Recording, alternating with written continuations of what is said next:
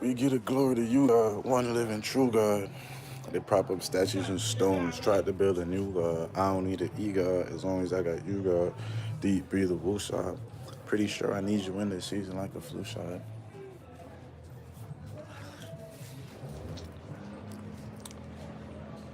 They highly doubt. I guarantee it. Just a part of my life, my lifetime movie probably bout. When they come to jump aboard, I want ollie out. My fault. I don't know what just happened. The internet had to reconnect or something. When they come to jump aboard, I want ollie out. I too was once a snotty nose with a potty mouth. But yeah, what are we talking about? How are we feeling on this good Saturday? I'm here to just I was here at the beginning of the week and now it's the end of the week. So this is just like the checkup to see how this week was, how we're doing, how we're feeling about this weekend. Um, I like to use Saturdays kind of to rejuvenate for like every week. I mean, I was raised 7 Day Adventist, so I'm used to like not doing much on Saturdays. But now I really just use it as like a day to reflect on the past week that I had, kind of like just to take a break and then look forward to the next week coming up. I think it's important to like stop every now and then. You can't always be on go. You can't always be moving. Um, I saw somebody before had said like their best friend didn't wish them a happy birthday. Bro, I'm so sorry. I remember this year I planned a whole. I'm up on live right now. You need me? I mean, I got dip on live for like an hour. Yeah. Give me 1 second. Put down one battery. You take up $2,000 now inside the room. We have one battery on the $2,000, but we look for something see the battery and the thing that's in the one there for you. Take The, it down. the battery? The camera battery. No, I never take up no battery. Oh, but me see in your bag, your suitcase, bag cover. No, I don't remember doing that. Um, my fault. Oh yeah, somebody was saying like their friend didn't wish them a happy birthday. I'm sorry that happened, bro. I planned like a whole birthday trip for my friends this year, and like a lot of people that I wanted to come didn't even end up showing up. So I know the feel, but you can't hold it against them. Personally, I'm not good with birthdays, bro. Like I'm the belated birthday guy. That's who I am in all my friendships, and it's a hard job to do, but somebody has to do it. So don't hold that. People's memories work differently. Like I don't remember birthdays and dates and stuff like that, but I definitely remember moments and I remember how people make me feel. I think that's for me that's more important. Um, Shout out to my daughter Frankie. She's a big fan. Wow, that's dope, Daniel. Shout out your daughter. Um,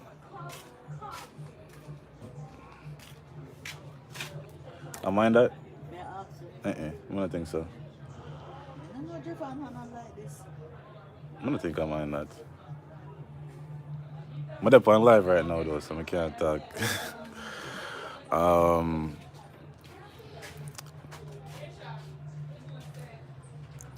Feeling anxious.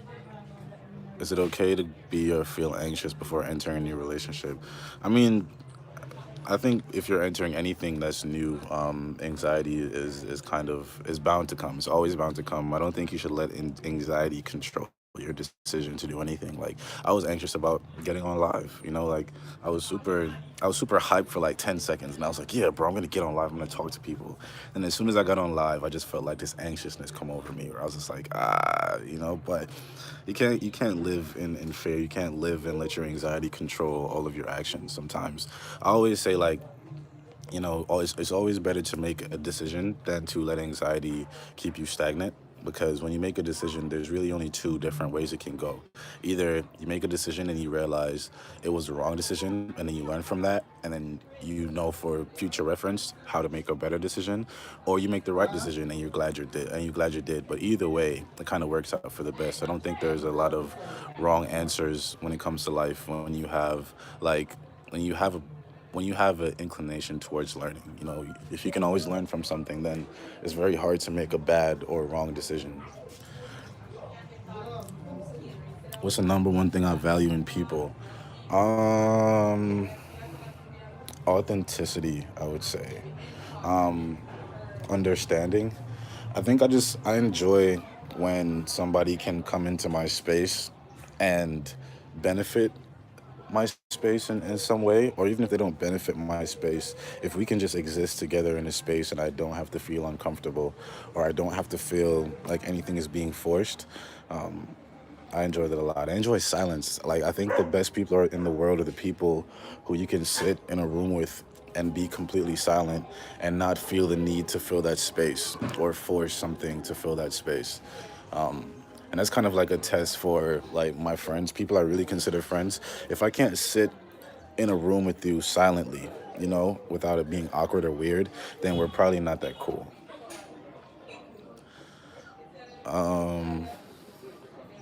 What is your greatest wish? I was actually talking to my friend about this last night. Well, we were talking about like King Solomon in the Bible, and God had come to him and basically come to him in a dream and like it was about to grant him whatever he asked for, pretty much, and he asked for wisdom. Where a lot of people would have asked for like money or long life or all kinds of other things. He asked for wisdom, and to me, that's just like that was mad inspiring. Like I think if I got that chance, if anything, I would ask for understanding, like consistent understanding. Like, because I was telling my friend last night, I have a habit of like, I'll go out and experience, but like I'll go home. I'll wait till I get home to reflect on how I feel about something or how I felt about a conversation or the time spent with somebody. I'd much rather like have understanding and like more self-certainty. So like as I'm in the moment, I can process how I feel, and process just how to feel better about myself in that moment. Um, My man said the Miles Cartel. Yeah, man, we're starting to we about to Pablo Escobar it up in here. Um, uh, uh, uh, uh, uh, uh, uh.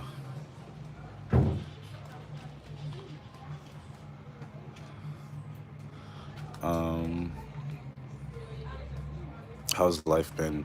Life's been pretty good. I mean, I can't complain honestly. I think life is always good. It's just like we sometimes aren't don't have the perspective to see it because it's like when you're upset or when you're feeling down and when you're feeling bad, it can feel like life is terrible, it can feel like the world is just dull. But when you're like happy and sure, suddenly the world is bright, and full and everything makes sense. And I think that like it's not life never changes whether we're feeling good or whether we're feeling bad. It's a gift regardless. It's what it is regardless of how we feel about it. So I think even if I'm not feeling my best, even if I'm not in the best mindset, I'm never going to turn around and say life is terrible or that I'd rather not be a part of this because I know that I'm just not in the space that I can see how much there is to be grateful for. It doesn't mean it's not there. That doesn't mean that life isn't amazing all the time. Um,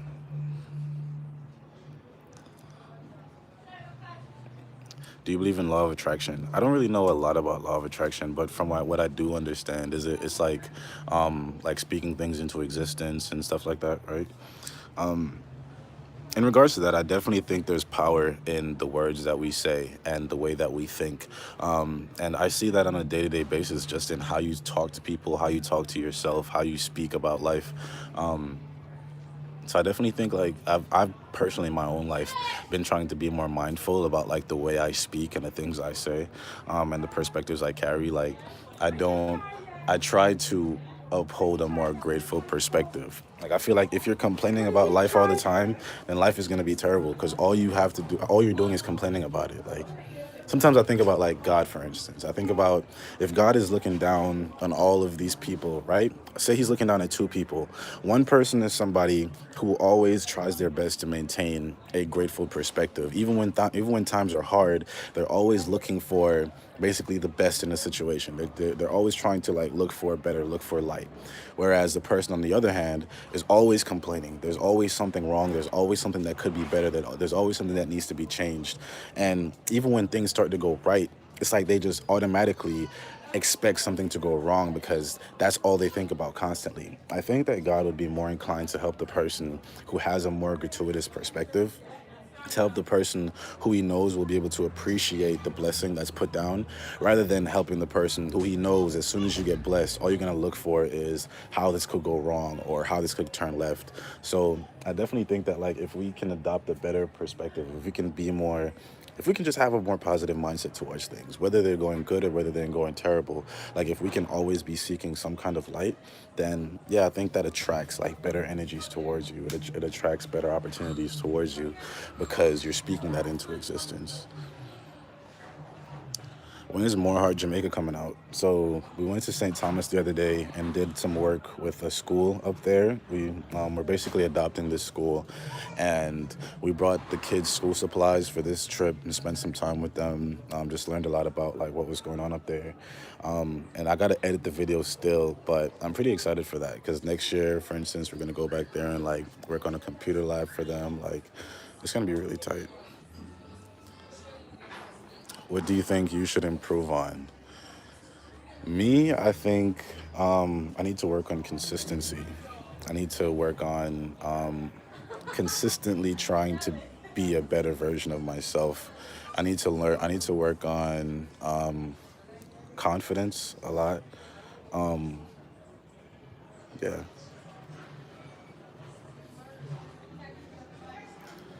Um,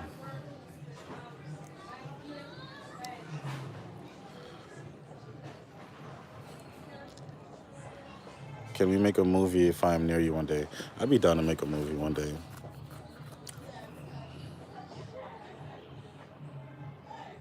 These are some crazy questions. What's your favorite color and what do you think it says about you? That's a dope question. I've never heard that before.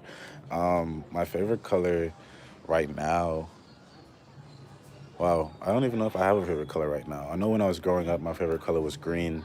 Um, Now it's like the first thing that comes to mind is like a bluish, like a sky blue. I like sky blue a lot. I don't know. It's just it's very bright, but also very like calm. I don't know. Maybe that's me.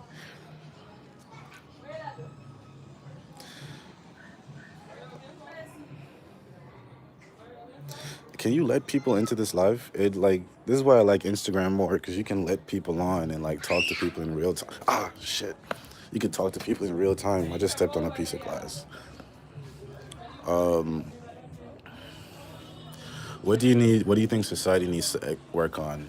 I think society as a whole needs to work on individualism. Like, we need to start being more concerned with ourselves in a non-selfish way. More concerned in ourselves, and that like stop worrying so much about other people's business, bro. Like, in all aspects, like even when it comes to friends, like people always feel like they need to like be the ones to help their friends, and they get upset when their friends can't take their advice and stuff like that. Or we're just always looking outwards. We're always looking at the world or other people or how we need to change or something that has to do outside of us. I think if we started looking internally, focusing on our own paths, I think we'd realize that every single person on this planet is on their own path, and every single person on this planet learns in different timing. You know, like every single person is on their individual path, and there's nothing you can do to speed that up or slow it down. They're going to learn what they should learn in the time that they should.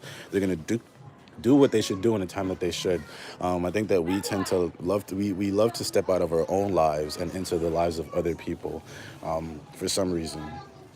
But I think if we focus more on ourselves, as far as like, you know, fixing our problems, you know, working on ourselves naturally, just in the way that we are, just in bettering yourself, you become a light that kind of speaks for itself. You don't have to go out and tell other people what to do or advise other people to do anything. Like, just you being who you are from bettering yourself is what inspires others, because they see the life that you're living. They see the way that you're feeling. They see that you're doing better, and they're gonna wonder naturally, what is it that you're doing? And when they realize that you're just focusing on yourself, working on yourself, they're gonna end up doing that for themselves too, you know? I think you just need to start being examples rather than trying to make examples out of people. Um,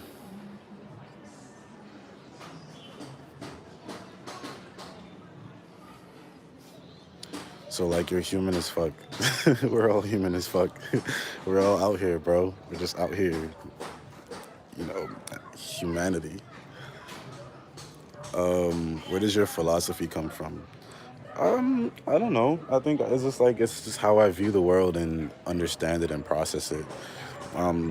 If I had to guess, I'd say definitely a lot of self-reflection, which I'm grateful for now because I remember at one point in my life, this self reflection was insecurity. Like, I was always looking at myself for things that I felt I needed to change in a bad way because I was comparing myself to others and then feeling I need to change myself to adapt to my surroundings or fit into my surroundings. But now it's that same self reflection, except now I'm not comparing myself to others. I'm comparing myself to my past self and who I used to be so that I can be better. And I think that's just how it's changed around and become a philosophy more than insecurity.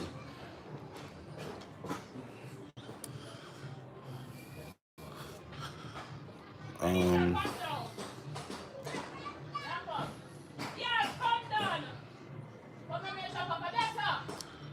why do people try to get back together knowing their significant partner hurt them?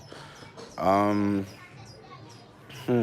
it's crazy. I feel like I had an answer for this like a couple days ago, and now it's not coming to mind. Why do people go back to people who hurt them? Um, Maybe because we idealize. Maybe because if you get away from something that's hurting you for too long, it's like roller coasters for me. Like, I hate roller coasters, right? Every time I ride a roller coaster, I'm reminded of why I don't ride roller coasters.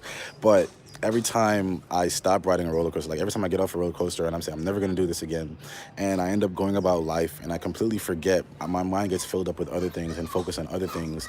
So when I think back to a roller coaster, all I see is people having fun. All I see is the good times in my mind. I'm not realizing or I'm not remembering like all the bad parts of it. And our minds tend to do that. When we're focused on other things and we look back on things, we tend to only look at the parts that, I don't know, make us feel better.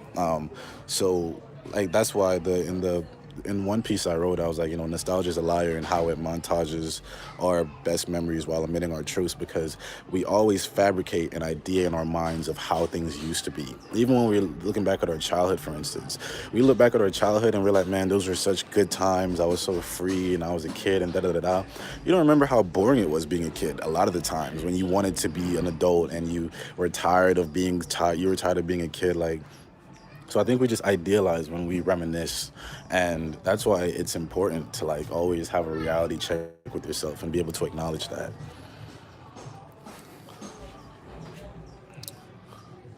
Um, what's always constant for you?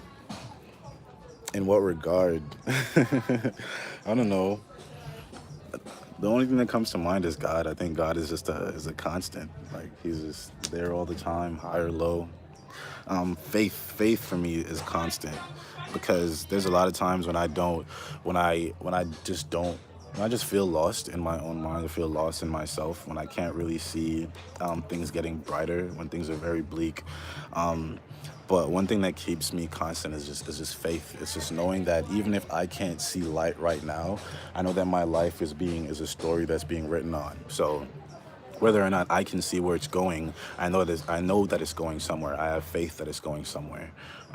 And when it gets there, I'll be able to look back on when I was lost. When I'm finally found, I can look back on when I was lost and say, I understand completely why I had to be lost. So I can understand and appreciate the feeling of being found. Um,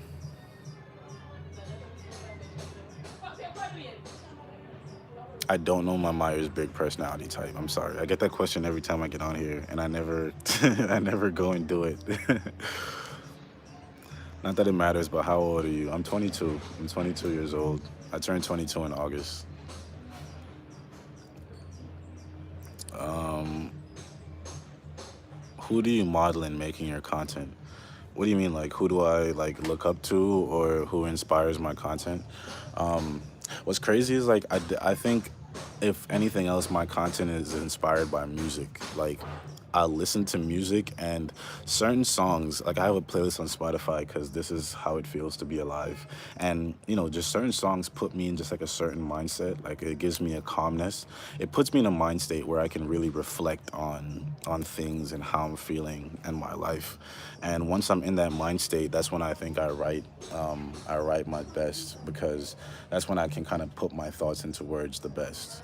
I don't know, the music kind of just soundtracks my life and I feel like I'm narrating it. But I don't really watch a lot of like creators and say, hey, like that creator inspires me. But there's definitely artists like Childish Gambino or Frank Ocean or like yeah, that I really look up to a lot. I think they're dope. Shane Koizan for sure. Can I share that playlist? Yeah, it's public right now. It's like 2,000 people following it, but it's called "This Is How It Feels to Be Alive" by Siobhan Carter on Spotify. If you actually go to my Miles Carter Spotify, it's somewhere on there. Does Kid Cudi inspire you?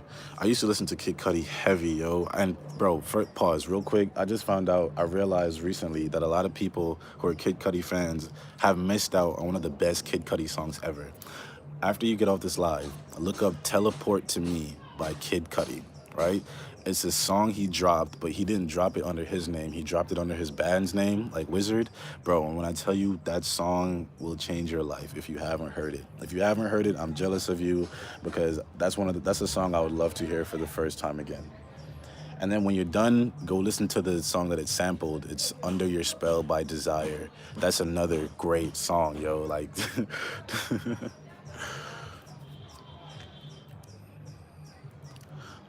what do you do with writer's block? I've been writing, but it doesn't feel genuine to me. Whenever I deal with writer's block, it's usually because I'm writing and subconsciously I'm trying to write for an audience. I'm trying to write what I think that my following would like to hear or what the world, something that I think will blow up or go viral or go far. And I always have to check myself right there and consider to myself, who is the audience that I'm writing to? And when I do that, it always comes back to I can alleviate that writer's block by just changing the audience that I'm writing to. And a lot of times, like I find somebody that I really care about. For instance, with my writing, I know I started writing because I wanted to just leave a lot of advice for my siblings. I have a 7-year-old sister and a 6-year-old brother. And I basically just wanted to create videos that offered the advice that I was looking for when I was like 15, 16, 17.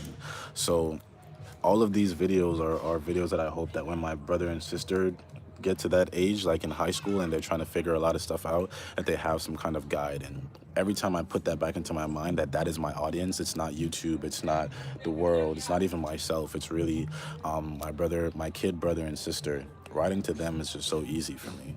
It's just like I can write on a very personal level. I don't need to write it to sound any kind of way. I just needed to write it in a way that they can understand what I want to say to them. And that usually ends up being some of the best work. Like if you decide to love someone and, if you decide to leave someone and too sensitive and all of that.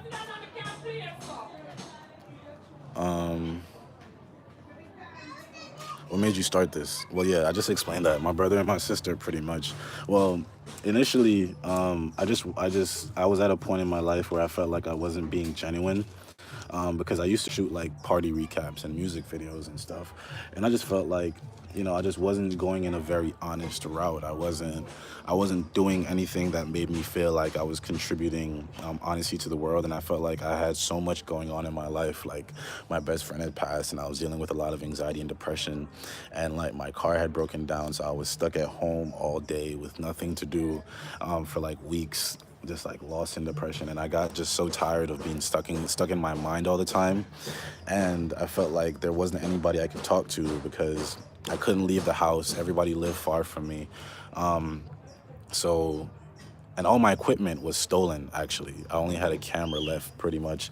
So one day, after like weeks of being trapped in the house, I decided to turn on the camera and just talk to myself because I didn't have anyone else to talk to.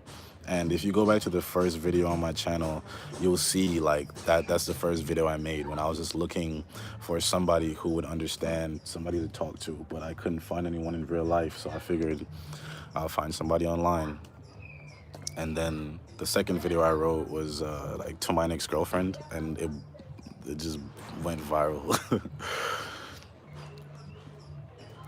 What's funny is to my next girlfriend was actually this thing I wrote to this girl that I was talking to. Like it was never supposed to be a video. Like I was talking to this girl and we were like arguing all the time, yo. Like it was a really toxic situation, low key. But it was like we were arguing, and then we would always make up. And then one day I was like, you know what, let's just start over. And then we were like, yeah, let's start over. So I basically texted her this entire breakdown of like, hi, my name is Carter, just kind of trying to like reintroduce myself to her. And then I remember like as I was typing it and I was saying it in my head, I was like, bro, I should record this and send it to her. So I recorded it on a voice note and I was going to send her the voice note. And then I was like, you know what, I should put some music behind this. Like, yeah, she'd love that. So I put some music behind it. And then I was like, you know what, bro, I should just put a video on this and send it to her. And like, she'll definitely understand. Then I put a video on it and I sent it to her. And I was like, bro, like, this is the most honest and genuine thing I've created in months, like, because I didn't create it with intent to like put it anywhere. It was just me trying to express myself to somebody that I cared about. And I was like, you know what, bro, this is the kind of thing that I want to share. Like, this is honest and this is true to me. So I put it on Twitter, and then like that week it went viral, and now we're here.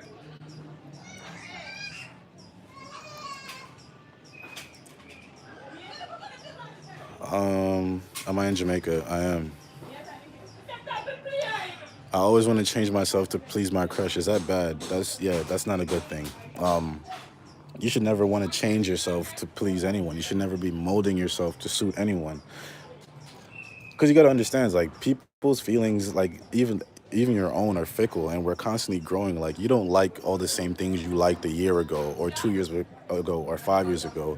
So if you mold yourself to being what you think that somebody will like now, what's going to happen 3 months from now when they like something else? You know, what's going to happen a year from now when they like something else and they've changed? Like, now you're just going to be left, like, after molding yourself into this person for your partner, and they don't want you anymore, because you can't ever base who you are on somebody else's opinion of you.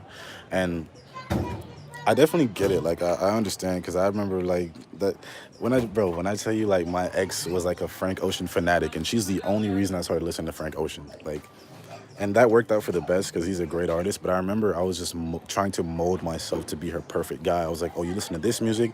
I'm going to listen to this music. Oh, you're into that? I'm going to look into that. You know, like, I was just trying to mold myself. And then it turned out, after I built myself into being my idea of her perfect guy, her idea of her perfect guy changed. You know, so I was just left here just being this person, not knowing who I am or where to go. My favorite Frank Ocean song right now, it changes like every week, probably. Right now, my favorite Frank Ocean song is like Siegfried, if that's how you pronounce it.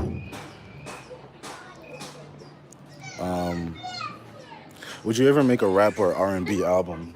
So the project I'm working on right now definitely has like, is more rhythmic, has more like rapping styles, but not all the way. Like, I'm not like a rapper, but it's definitely more rhythmic. I think it'll reach a new audience while pleasing the old audience a lot, and it's gonna be really dope.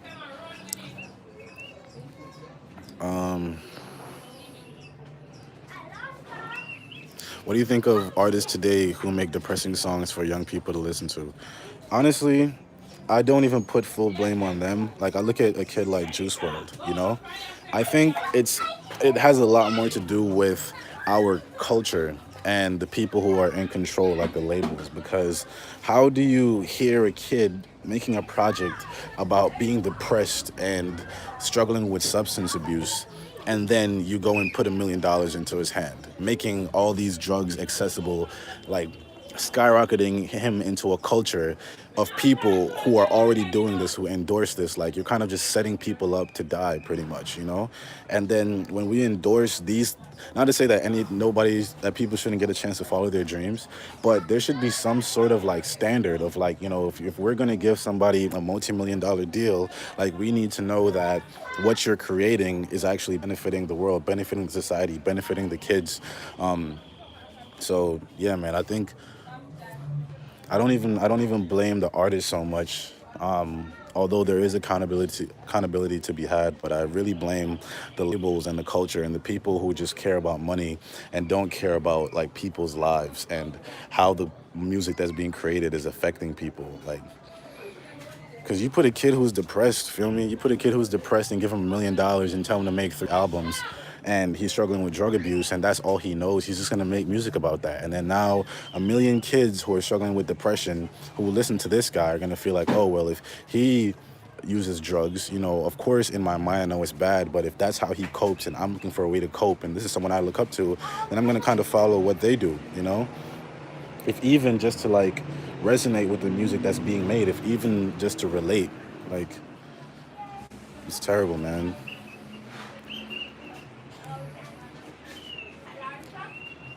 What am I doing New Year's Eve? I don't know, man. It's my favorite time of year though. Um, when you were younger, what did you want to be? You know what's crazy? What's crazy? It's crazy how life like turns around, and this is why I think everybody has a purpose in life, and life will show you your purpose, and the world will try to take you away from your purpose. So like when I was 11, when I was like 10 or 11, I actually wanted to be an author. Like that was my dream. I wanted to be like the youngest Jamaican author. I wrote a book. I wrote a book called Stallion. Come in. Actually, I wrote this book called Stallion, and I wanted to be an author, and like I actually finished the entire book, and I distinctly remember like wanting to be an author, and then somebody had told me that authors don't make money, and people don't realize how impressionable a kid's mind is, like, because immediately when somebody told me that, I was just like, oh well, I'll just do something else, and I completely put writing to the side and started to venture into like other things. But it's just kind of crazy how that was introduced to me, and then now it turns out that like I'm right back where I started, but even more refined because of the experiences I had in trying different things. But I don't know. I really think I was like made to write. I think that's the gift that God gave me. And no matter how much you try to run from it, life will always direct you back to your purpose. And then it just comes to a time when you're gonna have to decide: am I going to follow my purpose or am I going to follow the world? And I decided to follow my purpose. Um, Don't let haze you. how do you fall in love with yourself? I'd say you get to know yourself. You know, just like you get to know people. You don't just get up and know yourself and find confidence. Like, it's just like meeting a stranger, except the stranger is yourself. You're gonna have to like spend time with yourself and figure out the things that you like and don't like, and figure out the things that you like about yourself, the things that you like about the world, things that you like to do. Like, really gain a familiarity with yourself so that you can know who you are and then begin to fall in love with that person. It's just like getting to know a stranger. It's gonna take time. It's gonna be a process. I definitely say you have to be kinder to yourself. You have to deliberately be a friend to yourself. You know, you can't be getting mad at yourself or screaming at yourself when you make mistakes. You have to treat yourself the same way you treat a friend, like a really good friend who's going through a hard time. You know, like be patient with them, like offer them kind words. If they make a mistake, don't berate them and beat them down. Think more about like where we can go from here, you know? Do I listen to Daniel Caesar sometimes? I like Who Hurt You a lot.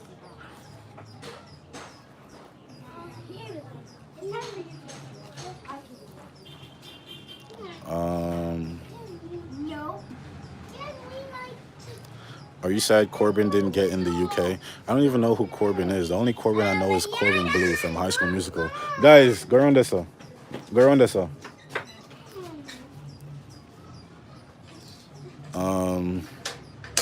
Where and how do you get your inspiration for writing, or do you write every day? I don't write every day. I should, but I'll definitely say journaling. Journaling gives me a lot of inspiration because a lot of times I'll just write journals, put my thoughts into words, and then later on I'll go back and I'll be reading my journal and I'll be like, "Oh, bro, that's something worth sharing. Like I could make that into a video, you know? Like a lot of my inspiration just comes from me initially just writing to myself." How do you deal with not being a perfect human? See, the thing is, it's like why we can't aspire to be what we were never made to be. You know, like if we were supposed to be perfect, we would be perfect. And what would life be if we were perfect? Like life would be boring. Everything would go right all the time. Everybody would be perfect. Like this would just be like so monolithic and just I could not live in a world with perfect people. I would hate to live in a world with perfect people. Imperfect people or who make life what it is. The process of growing and learning and changing and developing is what makes life what it is. I don't think perfect is an aspiration. That's not something we should be trying to be. We should just trying to be who we are. If we were supposed to be perfect, we would have been made perfect, you know? But we were made imperfect so that we could learn and aspire to be better, you know? I think life is just about trying your best. You know, you try your best to be a good person. You try your best to be a more honest person, be a more understanding person, be a more patient person.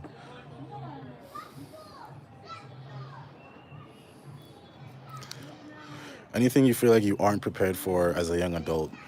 I don't know. I kind of think I'm not prepared to see my parents get old or to see my parents die or start experiencing people around me dying. But at the same time, I know that anything that happens in life, I'll only ever adapt. You know, that's the best part about being human.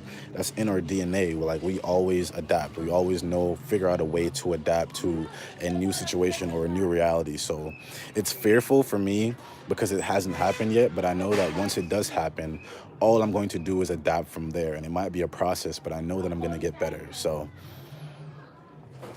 that's some cool reassurance for me.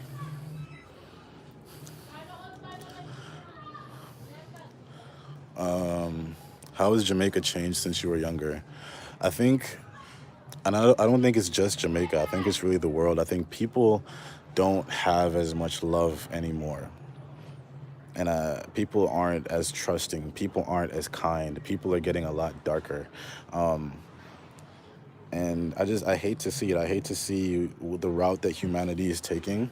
Because I remember when I was young, like we would sleep with our doors open. You know, like breaking into somebody's house and stealing from them was not really a thing. You know, like people valued community, and everybody in your community was kind of like your extended family. Now, people are just very individualistic in the wrong ways. Like people are very selfish. People are very, self-concerned and self-motivated.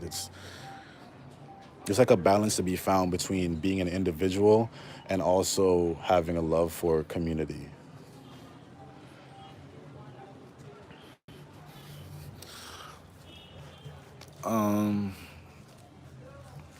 Am I afraid of death? I'm not afraid of death. I'm not afraid of dying. I honestly think the day of death is better than the day of birth. That's something I read in the Bible.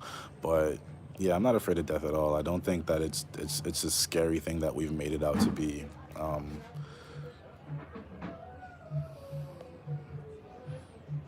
I'm not gonna lie, like without even like I don't want death to come to me before it's supposed to come to me, and I would love to enjoy like a long life, a long and prosperous and happy life.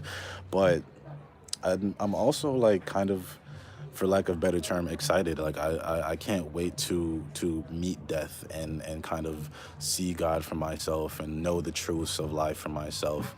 I think it'll be a really dope experience, honestly. But I'm not gonna rush it. Like I want it to come when it's meant to come, because I know that at the end of my life, I'll fully understand. Like I think I'll be shown the truth to understand why I lived the life that I did, and like I believe in heaven. So like, I don't know. I think it'll just all be worth it. I'm excited to see how all this will be worth it. Oh, Happy New Year, SG.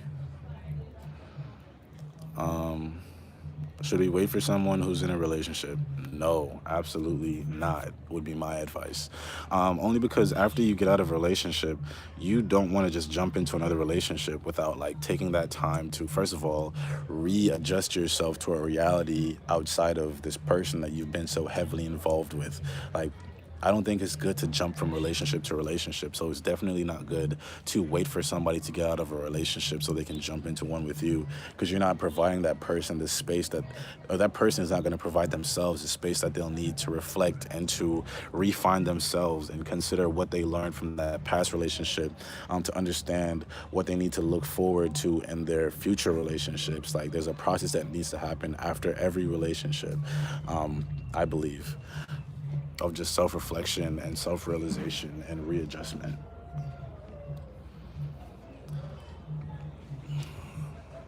How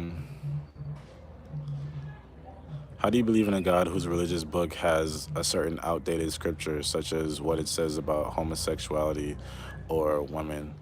I don't think the Bible is outdated. I think it's misinterpreted more than anything else. I think it's misinterpreted because even the homosexuality thing, like it being a sin, so are a lot of things in life. And nothing is above the other. I think people have just made it like picked and choose like what part they consider worse. Like, but for me, it's just like if I try not to take insight on the Bible from other people. You know, like I try to read it for myself and gain an understanding of it for myself, getting understanding of God's character, and then you kind of understand why the Bible is the way it is. And as you kind of embark on that journey to learn and know more, you kind of understand why things are the way they are, and you also understand the character of God's people. And the main character trait of God is to love people first, despite their circumstances, despite the things that they might do that you might not agree with. It has to come from a place of love. You can disagree with somebody from a place of love. It's like, I don't like the fact that my friends smoke cigarettes. I don't think it's good for their lifestyle, but it doesn't mean that I don't love my friends. It doesn't mean that I'm not still friends with my friends. I'm always going to be like I'm going to try to be some sort of example for them. Like, I'm not going to smoke cigarettes, and I'm going to try my best to lead by example rather than trying to lead by telling someone else what to do.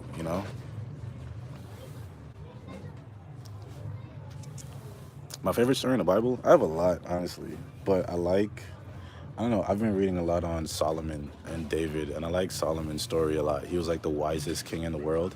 And for me, like, I think I've really realized the distinction between knowledge and wisdom, because anybody can be smart. There's a lot of smart people in the world. There's not a lot of wise people, because I really believe that wisdom is something that's divine. Wisdom is something given to you by God. Knowledge is more like you can learn and become smart by human standards. You can be academically gifted and, you could be this great Harvard teacher, but all you are is knowledgeable about what humans know. When it comes to wisdom, I think that's finding truth in life, finding divine understanding, finding patience, finding a knowing of yourself. Like, things like that, I think, are so far beyond just being smart.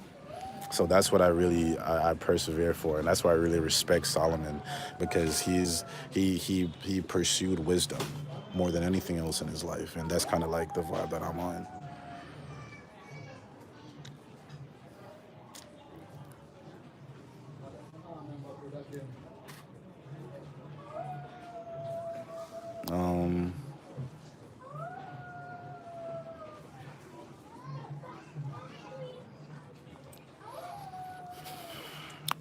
I hid from people for a long time. I don't know how to fit in the crowd again. Do you have any advice? I think the crowd is overcrowded. It's definitely overrated. Like, I don't think you don't need to be trying to fit into any kind of crowd. Like, create your own crowd. Like, be who you are. Stop hiding, be who you are, and then let people who are like you surround you. And eventually you'll build a crowd. You build a crowd of people that is founded on like the things that actually matter. You'll build a group of people that, are actually good for you, or are actually healthy to be around. I don't think you should ever be trying to fit into anyone else's life or into anyone else's crowd. Be the crowd.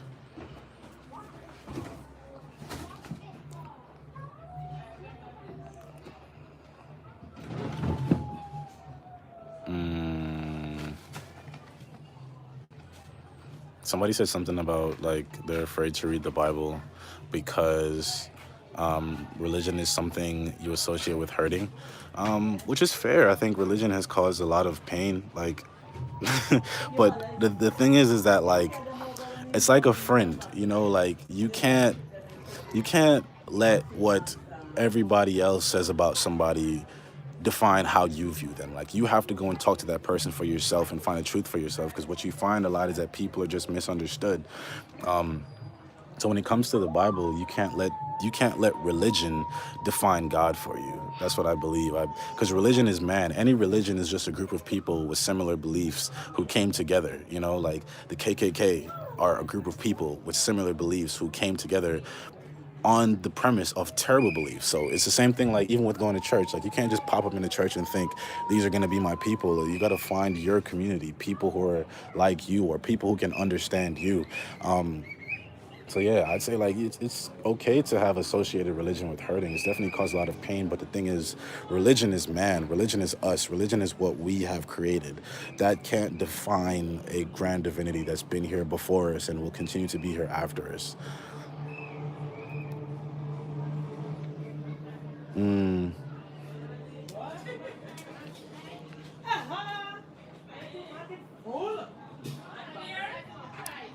mm.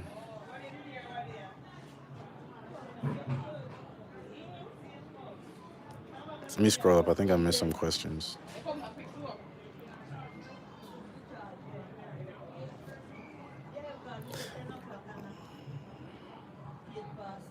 Views on the afterlife. Honestly, I don't know. I don't know, and I can't say anyone will know. But what I do believe is that whatever comes in the afterlife will be an answer. It will. I think understanding will come in the afterlife. I think that we will just understand. We will know, and I just think everything's gonna be okay. That's why I'm not afraid of death. Like I think that like I don't see how this could get any worse for us unless you were living a terrible life.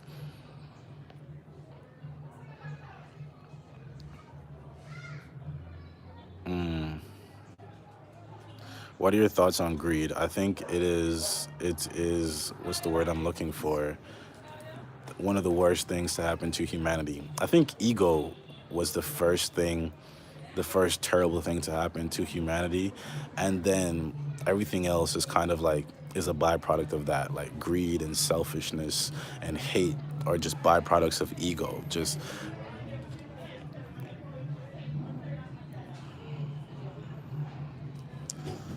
um biggest obstacle I overcame in 2019. I think that in 2019, I really had to learn to find comfort in being alone. And I didn't realize how much of a problem it was until I was put in a position where I had to be alone, and I realized how much I couldn't function, how easily I could slip into a bad mindset if I wasn't constantly being around people. And I realized that I used people to validate myself. I didn't have, there's a lot of things that should have been coming from within that I was basing on things that were outside of me, like my confidence and my self assurance and my self certainty and just who I am. Like I based a lot of who I was from the people that I was around and what they thought of me. So being alone is definitely something I had to come to terms with in like this year. And just reprioritizing. I realized I put a lot of people in the wrong places. I put a lot of people on pedestals. And I think that's for me personally, that's why God just became such an important thing for me, because I realized I was putting other people in the place where only something divine could fill. It's like there was an emptiness inside me, and I was trying to fill it with everything. I was trying to fill it with money, or with a girlfriend, or with friends, or just with anything I could get my hands on that I thought would satisfy me, and I was always left unsatisfied. And it wasn't until I kind of gave up after I tried everything I could and I couldn't find an answer, and I gave up, and I finally like inclined myself towards God. And then I came to the realization after that beginning that relationship, and I realized that the reason I couldn't fill this emptiness inside me with anything physical is because the emptiness inside of me was spiritual, and there's nothing physical that will ever fill a spiritual hole.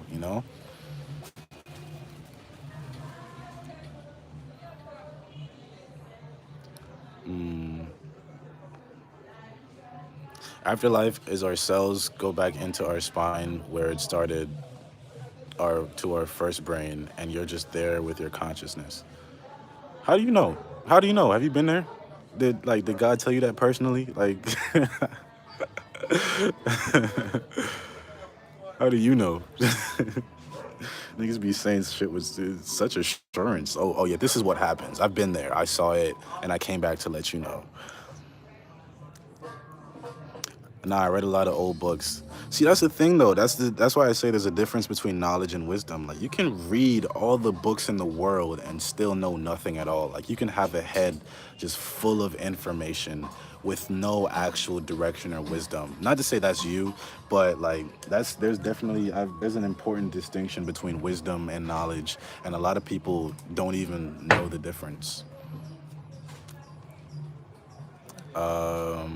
Have I tried DMT, shrooms? I haven't tried DMT. I've tried shrooms. I'm pretty good off any kind of psychedelic for the rest of my life, honestly. Even weed, I'm not even like a heavy smoker anymore.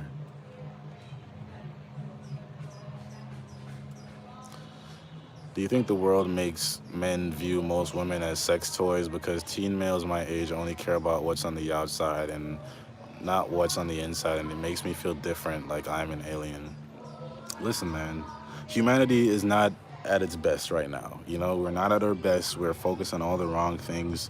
And I definitely think like everything in this age is like hypersexualized, and it's kind of terrible to see. Like, and I don't know. I think there's a lot I can say about that, but I think I'd be better off writing it because I haven't fully put my thoughts into words in that regard yet.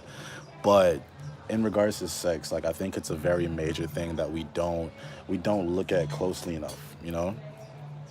And I think it's definitely deliberate that like society hypersexualizes everything and makes us think that it's so simple and casual when it has a major effect on us. Like that's why you got to be very careful who you're sharing yourself with on that level.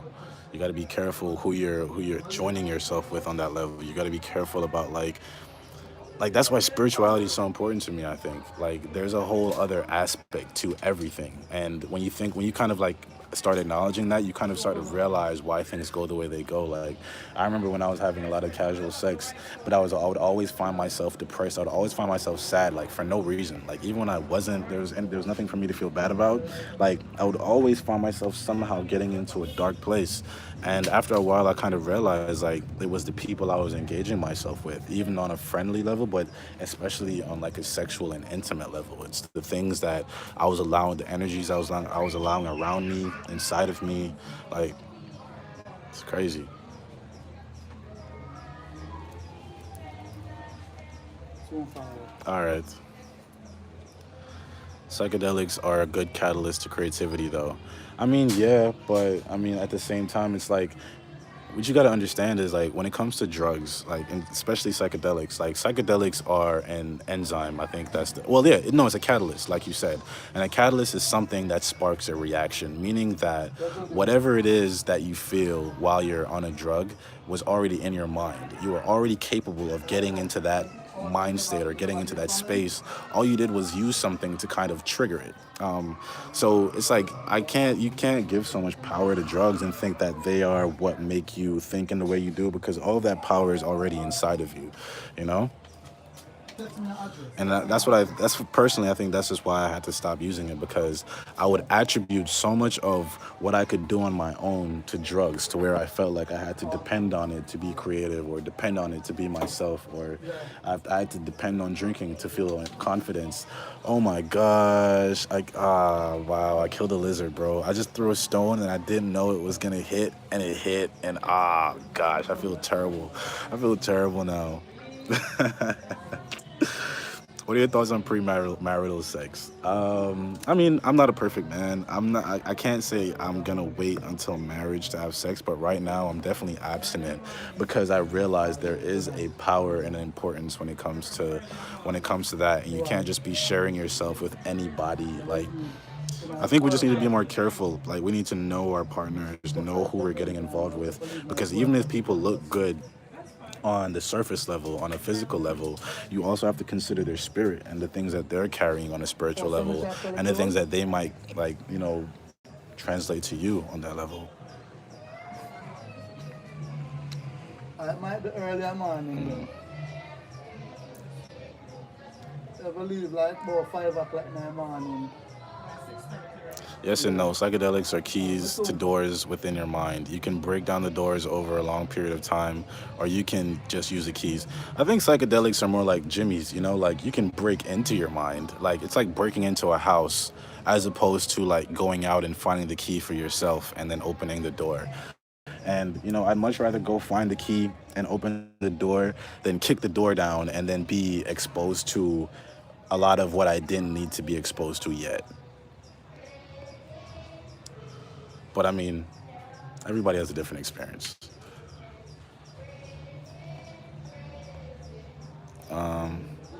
Abstinent, so you're not nutting at all. That's such a weird way to phrase that question, bro. Like, but nah, I've been abstinent for like 3 months, and I'm not gonna lie, bro. Like, this for me personally, in my own life, I realized is something I had to do just because I based so much of my own confidence and just so many of the wrong things I was just living in ego pretty much, you know, like everything was about me, what I wanted to get, what I wanted to like, what woman I could get, it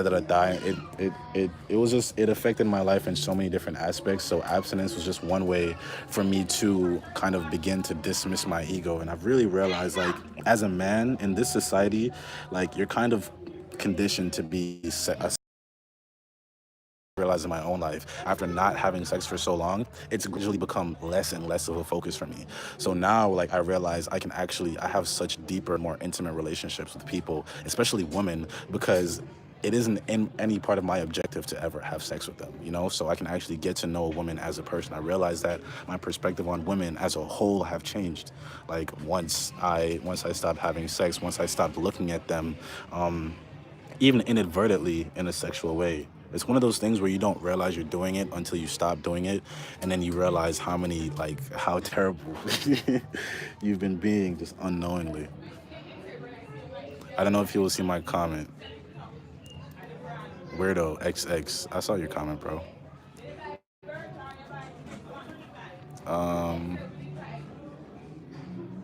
I respect your opinion. Love your content. What's up?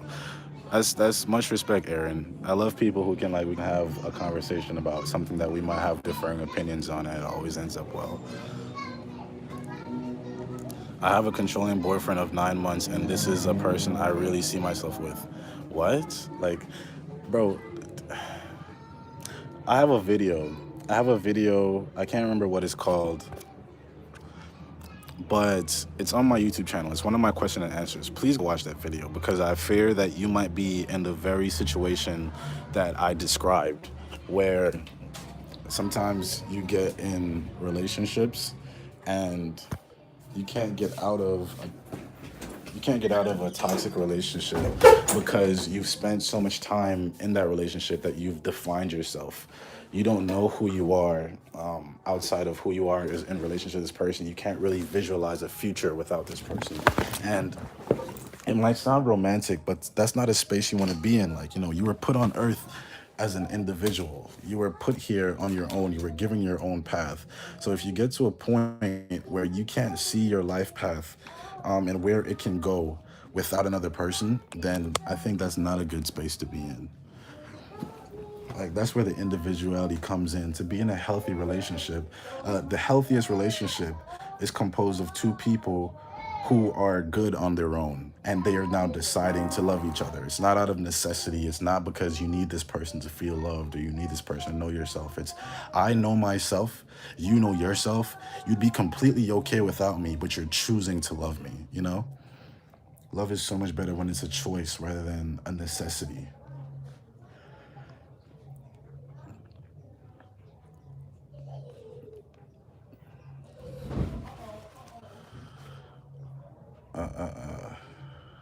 Yeah.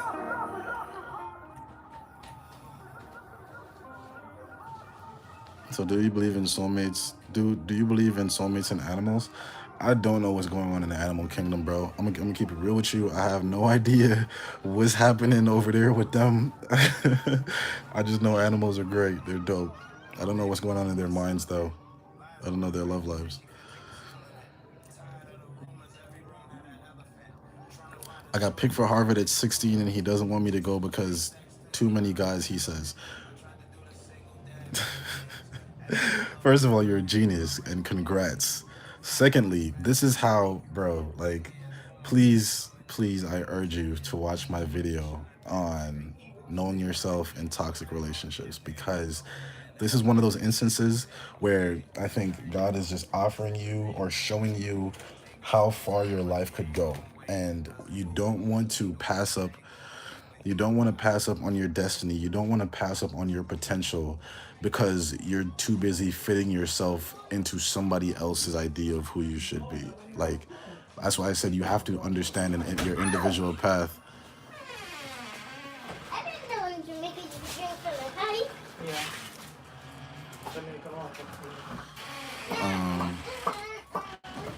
I went anyways. He felt some type of way. Thank you so much. I'm glad you made that decision. I'm really proud of you for making that decision.